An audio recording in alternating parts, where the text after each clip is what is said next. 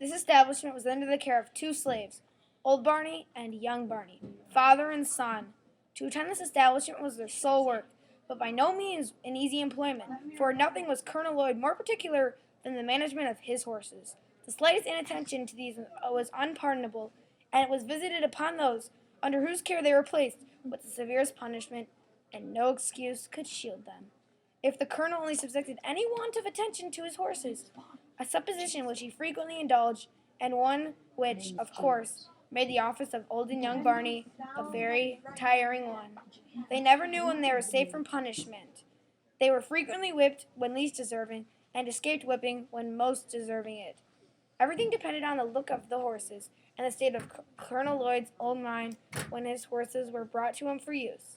If a horse did not move fast enough, or hold his head high enough, it was owing to some fault of his keepers. It was painful to stand near the stable door and hear the various complaints against the keepers when a horse was taken out for use. This horse has not had proper attention. He has not been sufficiently rubbed or curried, or he has not been properly fed. His food was too wet or too dry. He got up too soon or too late. He was too hot or too cold. He has too much hay and not enough grain, or he had too much grain and not enough hay. Instead of Old Barney attending to his horse, he had very improperly left it to his son. To all these complaints, no matter how unjust, the slave must never answer a word. Colonel Lloyd could not brook any contradiction from a slave. When he spoke, a slave must stand, listen, and tremble. And such was literally the case.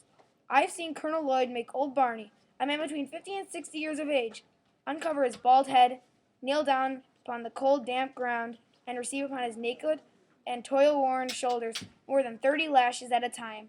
Colonel Lloyd had 3 sons, Edward, Murray, and Daniel, and 3 sons-in-law, Mr. Winder, Mr. Nicholson, and Mr. Lowndes. All of these lived in the great house farm and enjoyed the luxury of whipping the servants when they pleased. From Old Barney down to William Wilkes, the coach driver, I've seen Winder make one of the house servants stand off from him a suitable distance to be touched by the end of his whip, and at every stroke raise great ridges upon his back.